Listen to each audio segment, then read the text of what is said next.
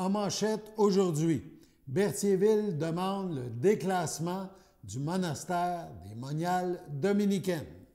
Bonjour à tous et bienvenue à votre bulletin d'information diffusé sur les ondes de CTRB, votre télévision locale et régionale.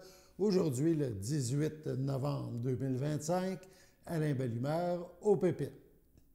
Donc, Berthierville demande le déclassement du monastère des Moniales dominicaines. Officiellement, la ville de Berthierville demande que soit déclassé le monastère à l'abandon depuis plusieurs années.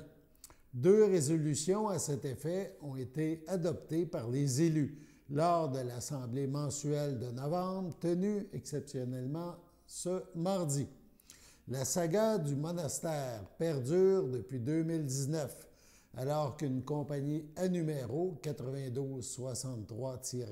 9263-7552 Québec Inc., mise sur pied par les hommes d'affaires André Saint-Martin et Jean-Claude Payet, achète le site, la bâtisse et le terrain des Moniales dominicaines.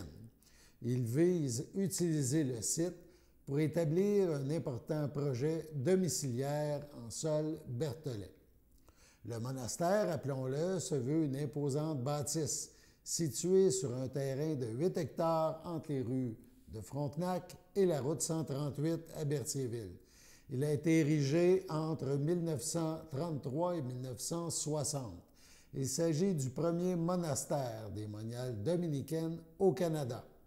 Les religieuses y ont demeuré jusqu'en 2012. L'édifice présente un style néo-roman d'inspiration beaux-arts. Suite au départ des religieuses, le site a été mis en vente. La compagnie 9263-7552 Québec Inc. s'emporte acquéreur, demande un permis de démolition que la ville de Berthierville lui accorde. Suite à la pression des médias, du public et d'élus, le ministère de la Culture du Québec émet cependant une ordonnance d'urgence pour empêcher la démolition du monastère à ce moment-là et en permettre l'évaluation patrimoniale. En décembre 2019 et janvier 2020, le monastère et son terrain sont officiellement classés immeuble patrimonial et désignés site patrimonial. S'amorce alors une longue saga judiciaire qui est toujours en cours. Le promoteur soutient avoir subi une expropriation déguisée en raison du classement patrimonial, de l'ordonnance d'urgence et de l'impossibilité de réaliser son projet immobilier. La Cour supérieure rejette la prétention du promoteur en avril 2023. La Cour d'appel du Québec confirme le jugement de la Cour supérieure en novembre 2024. Et la Cour suprême du Canada, le 3 juillet dernier, refuse l'appel du promoteur. Le monastère est depuis nombre d'années inoccupé et, bien sûr, se dégrade. Policiers et pompiers ne veulent plus y mettre les pieds. La ville de Berthierville souhaite donc que cette saga prenne fin et demande le déclassement du monastère. CTRB vous présente, dans un premier temps, une première résolution adoptée demandant le déclassement. On écoute. 7.3 maintenant, c'est le site et ancien monastère des Moniales dominicaines. Monsieur Plante. Considérant que la compagnie 9263-7552 Québec Inc. a adressé au ministre de la Culture et des Communications, en date du 5 novembre 2025, une demande de déclassement patrimonial de l'immeuble situé au 1140 rue de Frontenac, soit l'ancien monastère des Moniales dominicaines. Considérant que le bâtiment laissé à l'abandon et inhabité depuis 2012 est gravement contaminé par de l'amiante et d'autres polluants, qu'il a subi d'importants dommages, qu'il fait l'objet d'actes récurrents de vandalisme et constitue un risque pour le quartier résidentiel avoisinant, devenant également un lieu fréquenté par de jeunes adolescents. considérant que l'ancien monastère est la cible d'actes récurrents de vandalisme et de criminalité, considérant que de plus le temps progresse, plus le bâtiment se dégrade et qu'il n'est par ailleurs plus assurable, considérant que le service de sécurité incendie ainsi que la Sûreté du Québec refusent désormais d'accéder à l'immeuble en raison de sa dangerosité, considérant que le site d'une superficie d'environ 8 hectares demeure bloqué et freine le développement du territoire de Berthierville, considérant que la Ville de Berthierville maintient sa position à l'effet qu'elle n'a pas l'intention d'augmenter la charge fiscale de la population pour financer des projets liés à l'immeuble et au site classé, ni d'investir des fonds publics, ni de prendre en charge cet ancien monastère et le site classé, et ce, dans l'intérêt public et surtout de la communauté de Berthierville. Considérant que malgré les efforts du ministère de la Culture et des Communications pour trouver une vocation ou un occupant à l'immeuble, aucune proposition n'a abouti et personne n'a souhaité occuper ou réhabiliter le monastère. Considérant que la Ville estime que, compte tenu des circonstances et de l'enjeu majeur de sécurité publique, la meilleure décision à prendre est de procéder au déclassement de ce bien qui compromet la sécurité des personnes et des biens. En conséquence, je propose de confirmer que la Ville de Berthierville appuie la demande de déclassement de l'immeuble situé au 1140 rue de Frontenac, soit l'ancien site et monastère des moniales dominicaines, de demander au ministère de la Culture et des Communications de retirer le classement patrimonial de l'immeuble visé. Merci. C'est appuyé par? Je l'appuie. Madame Fontaine, merci. J'en appelle le vote à ma gauche. Favorable. À ma droite. Favorable. Approuvé à l'unanimité des conseillers présents. Les élus de Berthierville demandent aussi par résolution une rencontre avec le ministre de la Culture du Québec en lien avec cette demande de déclassement. On a un deuxième extrait. 7.4 maintenant, toujours au niveau du ministère de la Culture et des Communications. Donc, c'est l'immeuble situé au 1140 rue de Frontenac. On parle des moniales dominicaines. Monsieur Plante. Considérant l'immeuble situé au 1140 rue de Frontenac, ancien monastère des moniales dominicaines, classé le 19 décembre 2019 comme site patrimonial par la ministre de la Culture, Mme Nathalie Roy. Considérant que le bâtiment laissé à l'abandon et inhabité depuis 2012 est gravement contaminé par de l'amiante et d'autres polluants, qu'il a subi d'importants dommages, qu'il a fait l'objet d'actes récurrents de vandalisme et qu'il constitue un risque pour le quartier résidentiel avoisinant, devenant également un lieu fréquenté par de jeunes adolescents. Considérant que l'ancien monastère est la cible d'actes récurrents de vandalisme et de criminalité, considérant que le service de sécurité incendie ainsi que la Sûreté du Québec refusent désormais d'accéder à l'immeuble en raison de sa dangerosité, considérant que le site d'une superficie d'environ 8 hectares demeure inutilisé et freine le développement du territoire de Berthierville, considérant que malgré les démarches du ministère de la Culture et des Communications pour trouver une vocation ou un occupant, aucune proposition n'a abouti et aucune organisation n'a souhaité occuper ou réhabiliter le monastère, considérant que l'état actuel du bâtiment compromet la sécurité des personnes et des biens et constitue un enjeu majeur de sécurité publique, considérant que la Ville de Berthierville juge qu'il est urgent d'agir afin de prévenir un événement irréparable, en conséquence, je propose de demander au ministre de la Culture et des Communications, M. Mathieu Lacombe, la tenue d'une rencontre à court terme afin de discuter du dossier préoccupant que représente pour la Ville de Berthierville l'immeuble situé au 1140 rue de Frontenac, ancien monastère des moniales dominicaines, notamment en raison des enjeux de sécurité publique. Merci. C'est appuyé par M. Darvaux, merci. J'en appelle le vote à ma gauche. Favorable. À ma droite. Favorable. Approuvé à l'unanimité des conseillers présents. Donc, un important dossier à suivre à Berthierville. Il y avait, on l'a dit, c'était la séance du conseil municipal le 17 novembre, donc cette semaine à Berthierville. Il y a d'autres points qui ont été mentionnés ou discutés.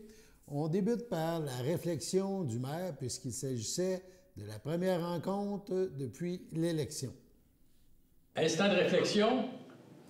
Donc, suite aux élections du 2 novembre dernier, je tiens à remercier la population pour leur confiance qu'ils m'ont accordée. Donc, je réitère mon engagement à travailler dans l'intérêt de l'ensemble des citoyens de la Ville afin de bâtir une communauté économiquement prospère, dynamique sur le plan culturel, récréatif, événementiel et sportif, tout en améliorant la qualité de vie de toutes et tous. Donc, cet objectif est aussi partagé par l'ensemble des membres du Conseil. Donc, très heureux d'être de retour. Également, les élus de la ville de Berthierville ont adopté le calendrier des séances régulières pour l'année 2026. Donc, point 2, c'est le calendrier des séances ordinaires du Conseil pour l'année 2026. Madame Fontaine? Considérant que l'article 319 de la loi sur les cités et villes prévoit que le Conseil doit établir avant le début de chaque année civile le calendrier de ses séances ordinaires pour la prochaine année en fixant le jour et l'heure du début de chacune. Alors, je propose le calendrier qui serait en fait adopté relativement à la tenue des séances ordinaires du Conseil municipal pour l'année 2026. Donc, soit les dates du 12 janvier, 2 février, 2 mars, 7 avril, 4 mai, 1er juin, 6 juillet, 10 août, 8 septembre, 5 octobre, 2 novembre et 7 décembre. Que les séances débuteront à 19h30 à l'Hôtel de Ville de Berthierville, situé au 588 rue de Montcalm, et qu'un avis public du contenu du présent calendrier soit publié conformément à l'article 320 de la loi sur les cités et villes. Merci, c'était appuyé par j'appuie. Monsieur Darbo, merci. J'en appelle au vote à ma gauche. Favorable. À ma droite. Favorable. Approuvé à l'unanimité des conseillers présents. Sur ce, on passe à la pause. Votre station de télévision de Berthierville vous invite cordialement à son bingo hebdomadaire télédiffusé tous les samedis matins dès 9h30. Depuis longtemps, les fans de CTRB se divisent le joyeux montant de 600 $ chaque semaine à cette joute de bingo. N'oublions pas non plus le super bingo mensuel d'une cagnotte de 2000 $ que vous pourriez vous partager chaque premier samedi du mois. Un moment de fébrilité qui pourrait devenir payant pour plusieurs d'entre vous. Pour vous procurer ces fameuses cartes de jeu, les dépositaires participants sont à Berthierville, le dépanneur Formule 1, la station-service Armois sur le boulevard Gilles Villeneuve, le marché IGA Extra Famille Mont-d'Or sur la rue Gabrielle Brissette, le marché Métro Boucher sur la rue Notre-Dame et la pharmacie Proxime sur la rue Frontenac. À Saint-Ignace de Loyola, le dépanneur Proxy sur la rue de la Traverse, la boucherie Aldo sur le rang Saint-Michel. C'est donc un rendez-vous hebdomadaire chaque samedi matin à 9h30 sur les ondes de CTRB, votre télévision locale et régionale, celle-ci toujours en haute définition. Toute l'équipe de CTRB vous remercie de votre fidélité et vous souhaite bonne chance. À l'Assomption, l'histoire s'anime, la ville s'éclaire. Pendant les fêtes, venez découvrir les projections spectaculaires et le parcours historique inédit de Cité Mémoire. Une expérience immersive gratuite au centre-ville de l'Assomption. Bon, ben ils m'ont appelé pour faire du bénévolat. Andréane, qu'est-ce que je roule, là? C'est-tu de la pizza ronde ou de la pizza carrée? Voyons, Carmen, c'est de la tourtière. Puis en passant, t'as oublié de mettre ton filet.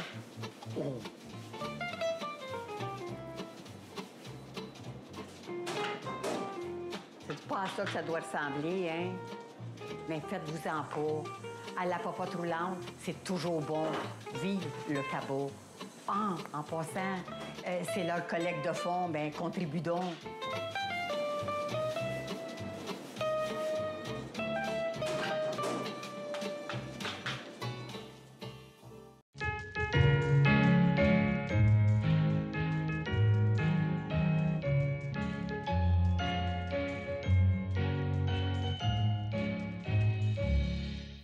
En ce 18 novembre, la FADOC de l'île du Pas désire souhaiter bonne fête à Guylaine Thibault. C'est votre anniversaire aujourd'hui, en ce 18 novembre. Eh bien, toute l'équipe de CTRB se joint à moi et vous souhaite un heureux anniversaire. On revient avec quelques nouvelles concernant la séance du Conseil régulière de novembre à la ville de Berthierville. La municipalité a confirmé son adhésion à l'organisme des bassins versants de la zone Bayonne. On écoute. 5.4 maintenant, c'est les organismes des bassins versants zone Bayonne. Donc, c'est une adhésion. Madame Lebrun? Alors, je propose d'adhérer à l'organisme des bassins versants zone Bayonne au coût de 100 $ pour l'année 2026. C'est bien pas? J'applique. Monsieur Darvaux, merci. J'en ai fait droite à ma gauche. Favorable. À ma droite. Favorable. Approuvé à l'unanimité des conseillers présents. Poursuivons le point suivant au niveau de l'urbanisme. Il a été question du comité consultatif d'urbanisme et d'une nomination. Donc, 7.1, comité consultatif d'urbanisme, c'est une nomination. Madame Lebrun? Considérant qu'en vertu du règlement numéro 951 sur le comité consultatif d'urbanisme, le conseil doit nommer les membres du dit comité, dont au moins un membre du conseil municipal. Considérant que l'article 5 du dit règlement fixe la durée du mandat des membres à 2 ans et que le mandat du conseiller municipal Sylvain Destrempe vient à échéance le 17 novembre 2025. Alors, je propose de nommer le conseiller Sylvain Destrempe comme membre du comité consultatif d'urbanisme à compter du 17 novembre 2025, et ce pour une durée de 2 ans, se terminant le 17 novembre 2027. Merci. C'est appuyé par? Je l'appuie. Monsieur Plante, merci. J'en appelle droite à ma gauche. À ma droite. Approuvé à l'unanimité des conseillers présents. On en a parlé hier, mais on vous le rappelle, le ministère de la Sécurité publique procédera à un test de Québec en alerte le 19 novembre, donc demain, à 13h55. Cette démarche, rappelons-le, permet au ministère, aux radiodiffuseurs et aux compagnies de télécommunications de vérifier le bon fonctionnement du système et d'y apporter au besoin des ajustements nécessaires. C'est aussi une occasion de rappeler au grand public, donc à nous, l'utilité de cet outil qui peut sauver des vies. Québec en alerte vise à informer rapidement la population pour l'aider à mieux se protéger en cas de menace réelle ou imminente pour sa vie ou sa sécurité. Les messages d'alerte peuvent concerner plusieurs types d'événements, comme un risque de catastrophe naturelle, tornades, feux de forêt, etc. Une personne disparue, on parle d'alerte Amber. Une situation dangereuse, exemple un individu armé. Les messages peuvent être diffusés dans tout le Québec ou dans une zone ciblée. Ces messages essentiels sont en français et en anglais. Pour qu'un appareil mobile puisse recevoir l'alerte, il doit être compatible avec le service d'alerte sans fil au public, comme un téléphone intelligent, être connecté à un réseau LTE 5G au moment où l'alerte d'urgence est diffusée, ou rejoindre un réseau alors que l'alerte est toujours en cours.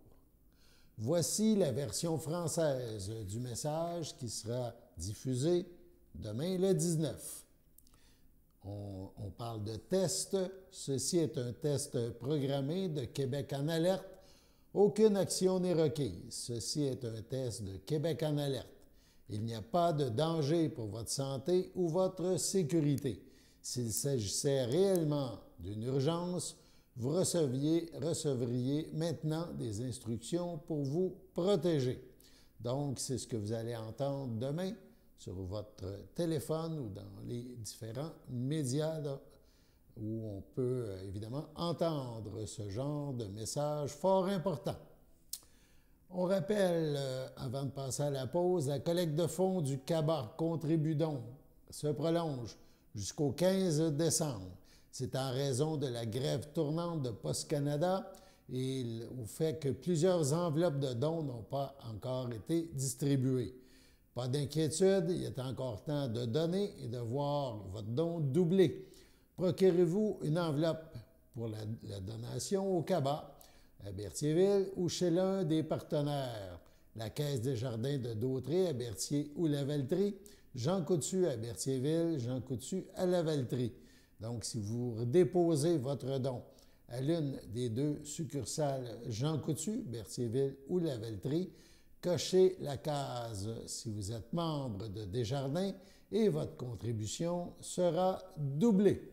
Voilà donc, on poursuit la levée de fonds au CABA. Sur ce, on passe à la pause.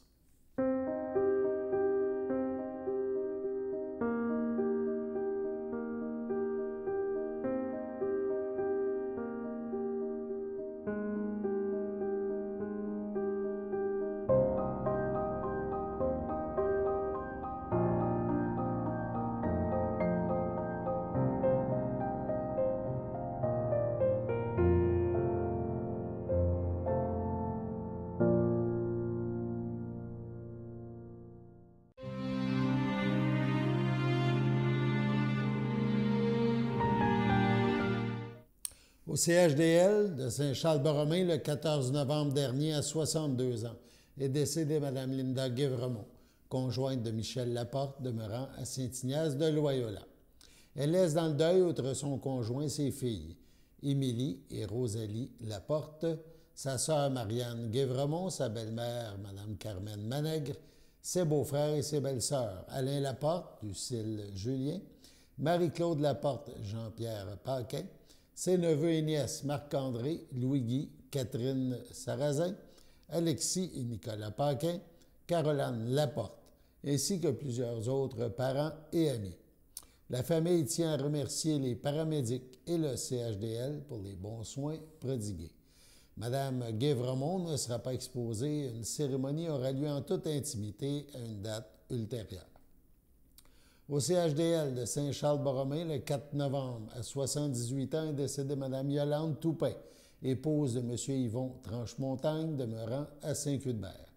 Elle laisse dans le deuil, outre son époux, ses fils Éric Tranchemontagne, Annie Ladouceur, Patrice Tranchemontagne, Annie Lapointe, Michel Tranchemontagne, Caroline Tremblay, Martin Tranchemontagne, Nathalie Plourde, ses petits-enfants, Mélissa, Nadia, Charles, Raphaël, Michael, Ariane, Nathan, Malik et Flavie, son arrière-petit-fils Élie Tranchemontagne, ses sœurs, ses frères, ses beaux-frères et belles-sœurs, Monique Toupin, André Trudel, Lorraine Toupin, Jacques Bergeron, Yvon Toupin, Georgette Turcotte, Micheline Deveau, Feu Fernand Toupin, Feu André, Claudette, Pierre-Aimé et Richard, Lucette Tranchemontagne, Gaston Bellemare, René Tranchemontagne, Lorraine Laurent, Carmel Tranchemontagne, Michel Valois, Louise Tranchemontagne, Serge Désy, ainsi que plusieurs neveux, nièces, autres parents et amis.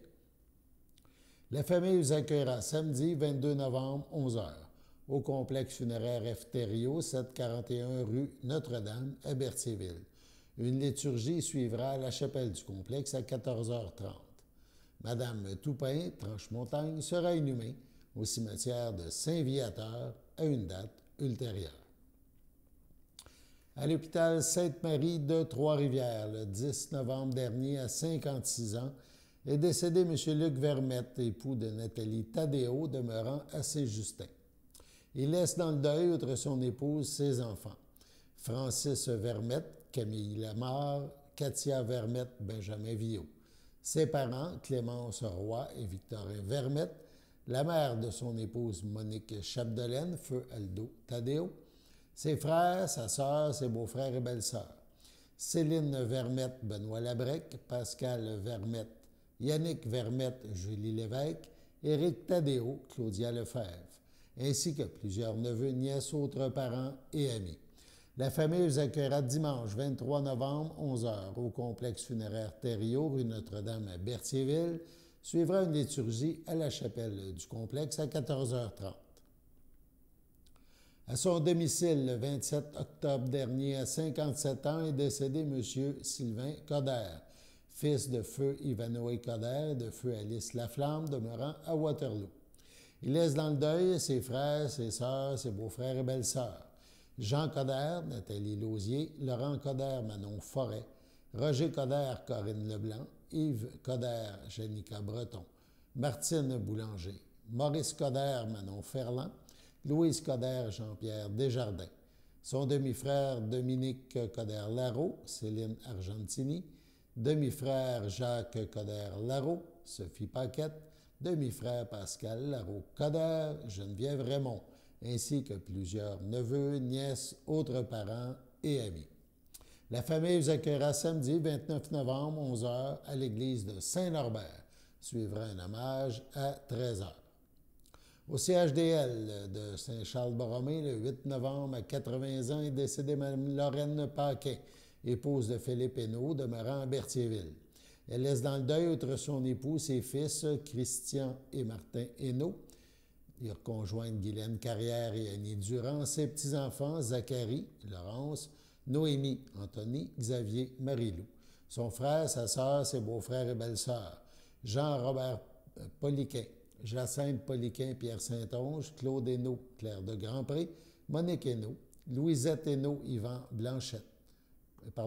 Barrette, Maurice Hainaut, Yvette Coutu, Luc Hainaut, Nicole Coutu, Diane Hainaut, Hélène de Grandpré, feu Réal Hainaut, Thérèse de Grandpré, feu Gaétan Hainaut, Francine Rousseau, feu Yvon Hainaut, ainsi que plusieurs neveux, nièces, autres parents et amis. La famille vous accueillera vendredi 5 décembre, 19 à 21h, au complexe funéraire Thériault à Berthierville. Et le 6 décembre, dès 11h, au complexe, suivra une liturgie à la chapelle du complexe à 14h30. Sur ce, on passe à la météo.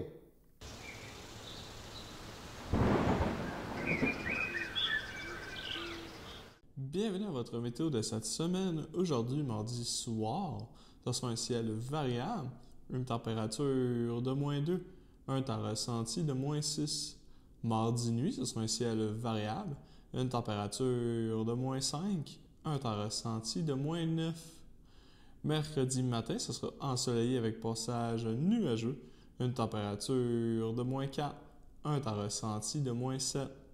Mercredi après-midi, ce sera ensoleillé avec passage nuageux, une température de 1, un temps ressenti de -3. Mercredi soir, ce sera généralement dégagé, une température de -4, un temps ressenti de -8. Mercredi nuit, ce sera un ciel variable, une température de -8, un temps ressenti de -10. Et voilà, c'était tout pour votre météo.